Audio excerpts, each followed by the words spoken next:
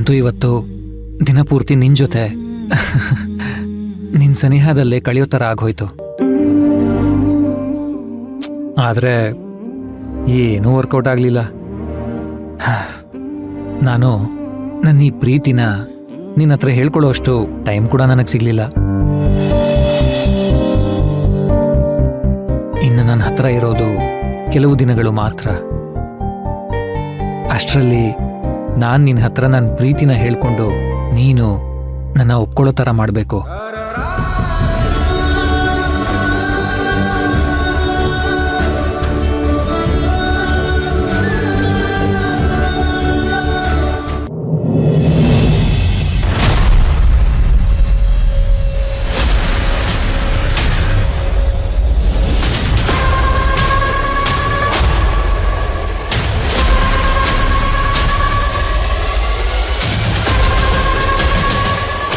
ನಮ್ಮನ್ನ ಹೀಗೆ ಕರ್ಸ್ ಕೂಡಿಸ್ಬಿಟ್ಟು ಆ ಕಡೆಯಿಂದ ಈ ಕಡೆ ಓಡಾಡ್ತಾ ಇದೆಯಲ್ಲ. ಮಾಡೋದಕ್ಕೆ ಇನ್ನೇನು ಉಳ್ದಿಲ್ಲ. ಇನ್ನೇನ್ ಮಾಡ್ಲಿ ಹೇಳಿ? ಜೀವನನೇ ಜಿಗುಪ್ಸೆ ಬಂದಿರೋ ಥರ ಆಡ್ತಿದ್ಯಲ್ಲೇ, ಸಡನ್ ಆಗಿ ಏನಾಯ್ತು?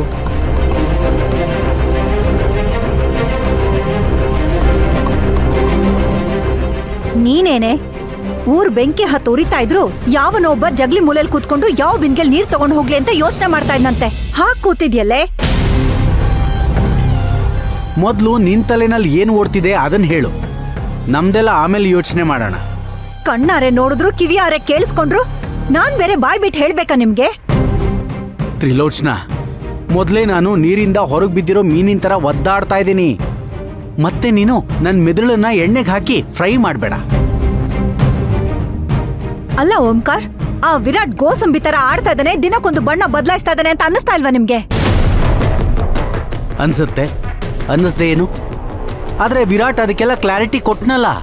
ಅಂದ್ರೆ ಅವ್ನು ಮಾಡಿದ್ದೆಲ್ಲ ಸರಿ, ಅವ್ನು ಹೇಳಿದ್ದನ್ನೆಲ್ಲ ಒಪ್ಕೋಬೇಕು ಅಂತ ಹೇಳ್ತಾ ಇಲ್ಲ ನಾನು. ನನಗ್ಯಾಕೋ ರಾಂಗ್ ಪರ್ಸನ್ನ ಸೆಲೆಕ್ಟ್ ಮಾಡಿದ್ವಿ ಅಂತ ಅನ್ನಿಸ್ತಾ ಇದೆ.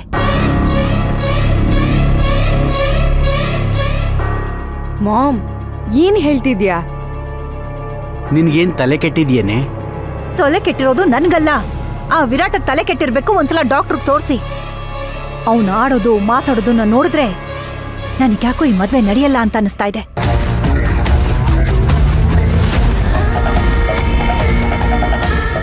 ಏ ತ್ರಿಲೋಚನಾ, ಏನ್ ಮಾತಾಡ್ತಿದ್ಯಾ ನೀನು? ಮಾತಿನ ಮೇಲೆ ಜ್ಞಾನ ಇರ್ಲಿ. ನೀನೇನೇನೋ ಮಾತಾಡ್ಬೇಡ ಮಾಮ್. ತ್ರಿಲೋಚನಾ, ಮಗಳನ್ನ ಮುಂದೆ ಕುಡಿಸ್ಕೊಂಡು ಹೀಗೆಲ್ಲ ಮಾತಾಡ್ತಾ ಇದೆಯಲ್ಲ, ಅವಳ ಮನ್ಸಿಗೆ ಹೇಗಾಗ್ಬೇಡ. ನಾವೇ ಅವಳಿಗೆ ವಿರಾಟ್ ಮೇಲೆ ಪ್ರೀತಿ ಬರೋ ಥರ ಮಾಡಿ ಅವನ ಜೊತೆ ಮದುವೆ ಅಂತ ಫಿಕ್ಸ್ ಮಾಡಿ ಈಗ ಹೀಗೆಲ್ಲ ಮಾತಾಡೋದು ಸರಿನಾ?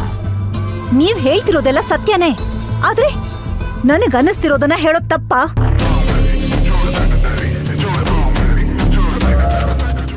ಮಾಮ್, ಯಾಕೆ ಹೀಗೆಲ್ಲ ಮಾತಾಡ್ತಿದ್ಯಾ? ನಿನ್ ಇಂಟೆನ್ಷನ್ ಏನು? ನನ್ ಇಂಟೆನ್ಷನ್ ಸಿಂಪಲ್. ನಾವೀ ಮದ್ವೆ ವಿಚಾರನ ಇಲ್ಲಿಗೆ ಕೈ ಬಿಟ್ರೆ ಒಳ್ಳೇದು. ತ್ರಿಲೋಚನಾ, ಸಾಕು. ಇನ್ ಮುಂದೆ ಏನು ಮಾತಾಡ್ಬೇಡ ನೀನು. ಬೇಬಿ, ನಿಮ್ಮ ಮಾಮ್ ಏನು ಅಂತ ಗೊತ್ತಲ್ವ ನಿನಗೆ? ಕೆಲವೊಂದ್ಸಲ ಅವಳ ತಲೆಯಲ್ಲಿರೋ ಯೋಚನೆಗೂ ಆಡೋ ಮಾತಿಗೂ ಯಾವ ಸಂಬಂಧನೂ ಇರಲ್ಲ. ನೀನಿದ್ರ ಬಗ್ಗೆ ಎಲ್ಲ ಯೋಚನೆ ಮಾಡಬೇಡ. ಕರೆಕ್ಟಾಗಿ ಕೇಳಿಸ್ಕೊಳೆ, ನಮ್ಮ ಇಶಾನಿಗೂ ವಿರಾಟ್ಗೂ ಮದುವೆ ನಡೆಯುತ್ತೆ. ನೀನೇನೇನೋ ಹೇಳಿ ನಮ್ಮ ತಲೆನೂ ಕೆಡಿಸ್ಬೇಡ. ಅವಳ ಫ್ಯೂಚರ್ ಏನು ಅಂತ ನನ್ ಕಣ್ ಮುಂದೆ ಕಾಣಿಸ್ತಾ ಇದೆ, ಅದಕ್ಕೆ ಹೇಳ್ತಾ ಇರೋದು ನಾನು. ಅಲ್ಲ ಓಂಕಾರ್, ಆ ವಿರಾಟ್ ಹೇಗ್ ಮಾತಾಡ್ದ ಅಂತ ನೋಡಿದ್ರಾ? ಅವನಿಗೆ ಮದ್ವೆ ಆಗೋ ಹುಡುಗಿ ಬಗ್ಗೆ ಸ್ವಲ್ಪನಾದ್ರೂ ಯೋಚನೆ ಇದೆಯಾ? ನಮ್ ಬೇಬಿ ಅವನ್ ಜೊತೆ ಚೆನ್ನಾಗಿರ್ತಾಳ.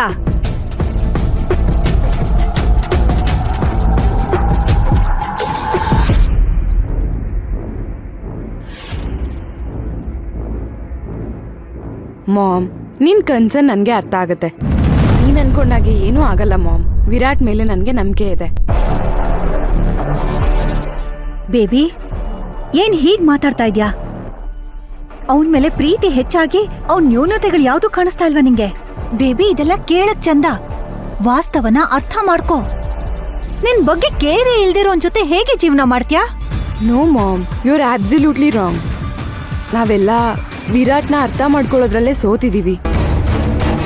ನಾನು ವಿರಾಟ್ ಬಗ್ಗೆ ನೆಗೆಟಿವ್ ಆಗಿ ಯೋಚನೆ ಮಾಡ್ತಾ ಇದ್ದೆ, ಬಟ್ ಇವಾಗ ಕುತ್ಕೊಂಡು ಯೋಚನೆ ಮಾಡ್ದಾಗ್ಲೇ ನನಗೂ ಅರ್ಥ ಆಗಿದ್ದು.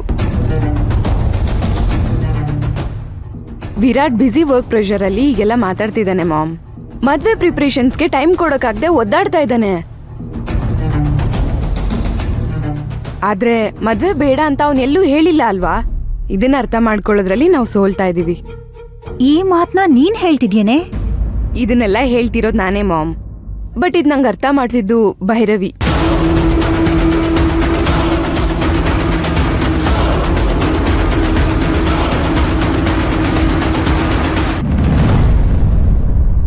ಭೈರವಿನ? ಹೌದು ಡ್ಯಾಡ್, ವಿರಾಟ್ನ ನಾನು ಇಷ್ಟು ದಿನ ಅರ್ಥ ಮಾಡ್ಕೊಂಡಿರ್ಲಿಲ್ಲ. ಭೈರವಿ ನನಗೆ ಎಲ್ಲ ಎಕ್ಸ್ಪ್ಲೈನ್ ಮಾಡಿದ್ಲು. ಆ್ಯಕ್ಚುಲಿ ಆ ಟೈಮಲ್ಲಿ ನಾನು ಕನ್ವಿನ್ಸ್ ಆಗಿರಲಿಲ್ಲ.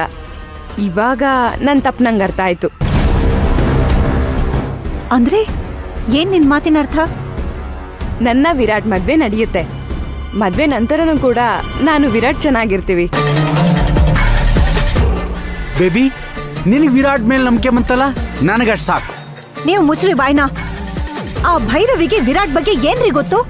ಅವಳು ಹೇಳಿದ್ದನ್ನ ಇವಳು ಹೇಗ್ ನಂಬ್ತಾಳೆ? Mom, Bhairavi is genius. ಅವಳ ಥಾಟ್ಸ್ ಯಾವಾಗಲೂ ಪಕ್ಕ ಇರುತ್ತೆ. ಭೈರವಿ ನಿಂಗೆ ಯಾವಾಗಿಂದ ಗೊತ್ತೇ? ಅವಳು ಹೇಳಿದ್ದನ್ನ ಹೇಗೆ ನಂಬ್ತೀಯ ನೀನು? ಮಾಮ್, ನನ್ನ ಅವಳ ಫ್ರೆಂಡ್ಶಿಪ್ ಬರೀ 1 ತಿಂಗಳಿಂದ ಇರ್ಬೋದು, but that's more than everything. ನನಗೆ ಅವಳ ಮೇಲೆ ನಂಬಿಕೆ ಇದೆ. ಬೇಬಿ, ಆ ಭೈರವಿ ನಿನಗ್ ಸಹಾಯ ಮಾಡಿ 4 ಒಳ್ಳೆ ಮಾತಾಡಿ ನಿನ್ನ ಜೀವನನ ಸರಿ ಮಾಡ್ತಾಳೆ ಅಂತ ನೀನ್ ಯೋಚನೆ ಮಾಡೋದು ತಪ್ಪು. ನನಗ್ಯಾಕೋ ಮುಂದೊಂದು ದಿನ ಆ ಭೈರವಿನೇ ನಿನಗ್ ಶತ್ರು ಆಗಿ ಬರ್ತಾಳೆ ಅಂತ ನನಗನ್ನಿಸ್ತಾ ಇದೆ. ಏಯ್, ನಿನ್ ಬಾಯಲ್ಲಿ ಒಂದು ಒಳ್ಳೆ ಮಾತು ಬರೋದೇ ಇಲ್ವೇನೆ? ಆ ಭೈರವಿ ಬಗ್ಗೆ ನಿಮಗ್ ಗೊತ್ತಿದೆ ತಾನೆ? ಅಂಥವಳಿಂದ ಇವಳಿಗೆ ಸಹಾಯ ಆಗತ್ತೆ ಅನ್ನೋದು ನಿಮ್ಮ ಮೂರ್ಖತನ. ಬೇಬಿ, ನಾನ್ ನಿನ್ ಒಳ್ಳೇದಕ್ಕೆ ಹೇಳ್ತಾ ಇದ್ದೀನಿ. ಅವಳು ನಂಬಿ ಮೋಸ ಹೋಗ್ಬೇಡ. ಸ್ವಲ್ಪ ಜಾಗ್ರತೆ ಆಗಿರು. ಮಾಮ್, ಹಾಗೆಲ್ಲ ಏನೂ ಆಗಲ್ಲ.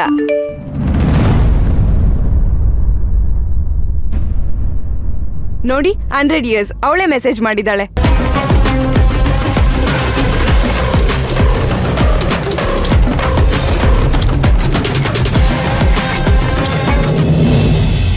ಹಾಯ್ ಇಶಾನಿ, ಹೇಗಿದ್ಯಾ? ಐ ಥಿಂಕ್ ನೀನೀಗ ಕೂಲಾಗಿದ್ಯಾ ಅನ್ಸುತ್ತೆ. ವಿರಾಟ್ ಬಗ್ಗೆ ನಂಬಿಕೆ ಬಂದಿದ್ಯಾ?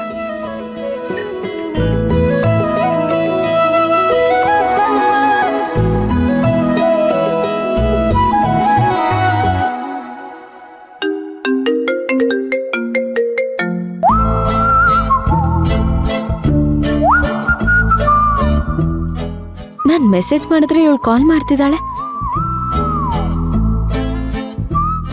ಹಲೋ ಇಶಾನಿ. ಹಾಯ್, ಡಿಸ್ಟರ್ಬ್ ಆಯ್ತಾ? ಮಲಗ್ಬಿಟ್ಟಿದ್ರಾ? ಇಲ್ಲ ಇಲ್ಲ, ಹೇಳು. ಆಕ್ಚುಲಿ ಭೈರವಿ, ನಾನು ತುಂಬಾ ಕನ್ಫ್ಯೂಷನ್ ಅಲ್ಲಿದ್ದೆ. ನೀವ್ ಹೇಳಿದ ಮಾತು ಆ ಕ್ಷಣಕ್ಕೆ ನನಗೆ ಸರಿ ಅನಿಸ್ಲಿಲ್ಲ.